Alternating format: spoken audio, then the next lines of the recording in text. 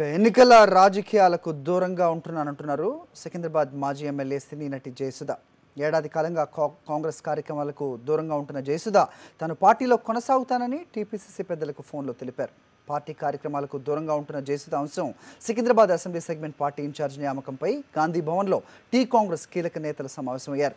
పార్టీకి దూరంగా ఉంటున్న జయసుధపై క్రమశిక్షణ చర్యలు తీసుకోవాలా వద్దా అని తర్జన భర్జన పడ్డారు.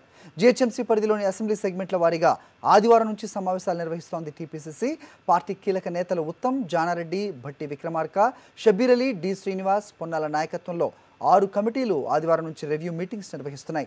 షెడ్యూల్ ప్రకారం జరగాల్సిన Secunderabad assembly segment meeting Jayasudha రాజకీయ నిరాసక్తత కారణంగా జరగలేదు. సికింద్రాబాద్ నుంచి గత ఎన్నికల్లో అసెంబ్లీకి పోటీ చేసిన జయసుధే ఈ సెగ్మెంట్కు పార్టీ ఇన్ఛార్జిగా వ్యవహరిస్తున్నారు. ఆమెతో పార్టీ పెద్దలు జానారెడ్డి, ఉత్తమ్ ఫోన్లో మాట్లాడారు. జయసుధ స్థానంలో 6 స్థానిక నేతలతో సికింద్రాబాద్ ఇన్ఛార్జ్ కమిటీని టీపీసీసీ ఏర్పాటు చేసింది.